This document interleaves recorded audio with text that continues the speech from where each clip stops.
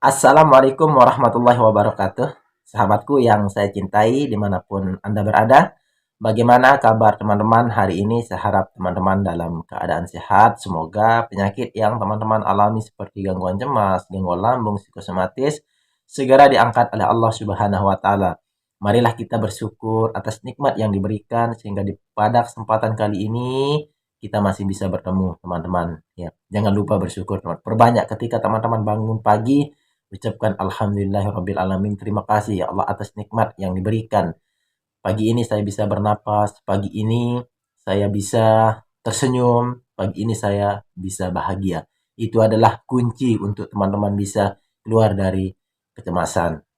Bertemu lagi dengan saya Nur Saparwadi di channel Ani TV, channel edukasi motivasi sembuh dari gangguan cemas dan gangguan lambung. Untuk teman-teman yang baru pertama kali melihat channel ini, video ini jangan lupa subscribe teman-teman ya untuk demi kemajuan channel ini. Nah, di kesempatan kali ini saya sedikit berbicara terkait dengan sensasi yang sangat menjengkelkan ketika saya itu terkena gangguan lambung, gangguan cemas pada waktunya. Teman-teman sebenarnya tidak jauh berbeda apa yang teman-teman alami dan saya rasakan. Kita hanya butuh sharing, butuh pemahaman, kita satukan persepsi bagaimana sensasi itu, apakah teman-teman mengalaminya atau tidak. Tapi rata-rata biasanya orang yang terkena anxiety, psikosomatis ini sensasi yang dirasakannya sama. Dan juga untuk teman-teman yang biasanya terkena gangguan cemas, gangguan lambung ini, sering sekali sih saya lihat itu ternyata ketika mendengarkan sensasi, pasti teman-teman itu langsung, wah, saya itu pasti lihat. Apakah sama dengan apa yang saya rasakan? Nah, itu kebiasaan yang sering saya temukan ketika orang terkena kecemasan, anxiety disorder ini. Sering samakan, apakah saya itu sama. Nah, oleh sebab itu, teman-teman itu tidak peduli. Jangan hiraukan. Nah, itu yang sering sekali saya temukan, lebih menyukai informasi terkait dengan sensasi. Sensasi yang sangat menjengkelkan yang saya rasakan ketika saya itu get anxiety dulu, teman-teman, tentu sekali di sini adalah takut. Takut mati, takut meninggal.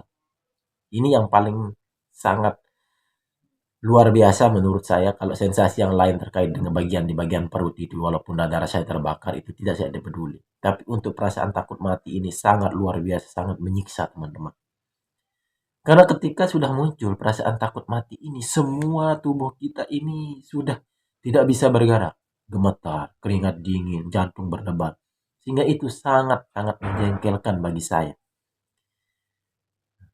Untung alhamdulillah pada waktu itu tidak terlalu lama teman-teman ya, kurang lebih 3 bulan saya alami itu. Mungkin untuk teman-teman yang baru pertama terkena mungkin lama. Nah, itu ya yang sangat sangat berat menurut saya, menjengkelkan. Nah, terus yang saya rasakan adalah yang agak lama, yang sulit sekali sembuh itu yaitu adalah sempoyongan, kelayangan.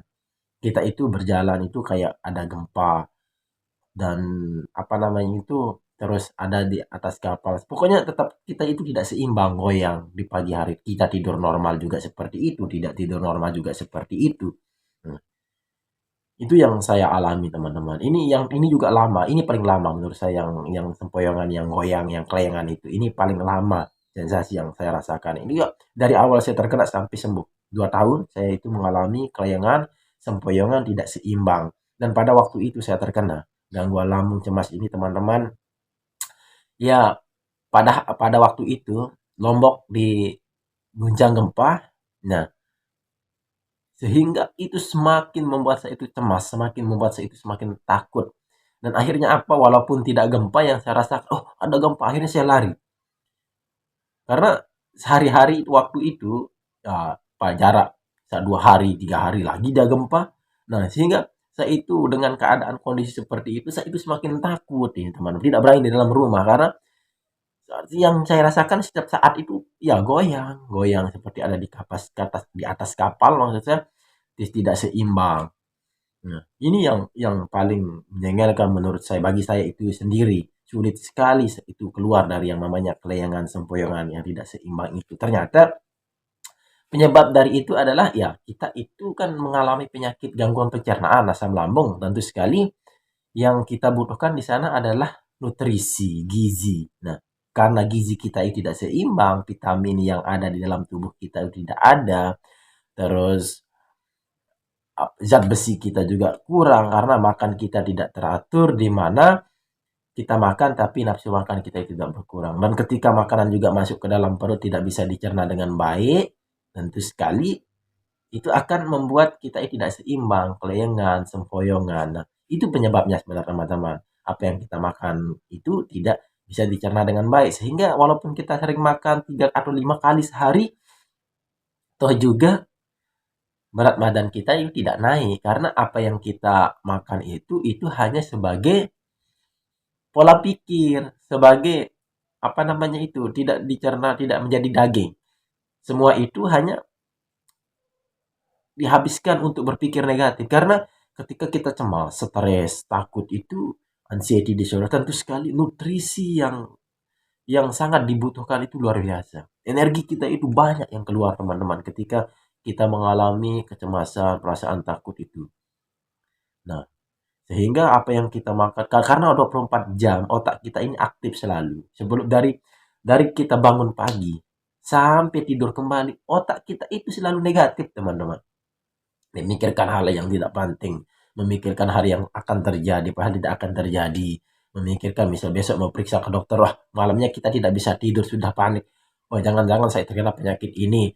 Nah jadi kita tidak takut. Sebelum kita jantung kita sudah berdebar, kita sudah bingung dan bimbang. Nah itulah yang namanya anxiety disorder dan psikosomatis ini. Memang aneh, tapi ya mau tidak mau kita harus hadapi, mau tidak mau kita harus jalani, mau tidak mau kita harus sabar.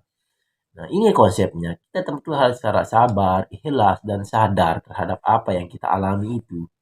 Nah, kalau teman-teman sudah bisa beradaptasi, sudah bisa kondisikan sensasi yang muncul itu, ya teman-teman itu enjoy. Teman-teman itu menikmati lah setiap sensasi. Anggap ini adalah sebuah hal yang biasa dalam hidup ini sebagai cerita indah. Nah, seperti itu.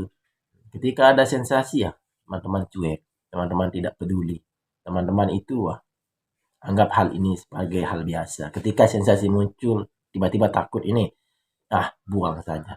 Saya tidak apa-apa. Nah, itu adalah hal-hal yang teman-teman sepele tapi ada hasilnya. Itulah orang yang terkena anxiety disorder. Hal-hal sepele, hal-hal yang dianggap tidak penting, itu dilakukan untuk mencobanya, ya teman-teman bisa sembuh.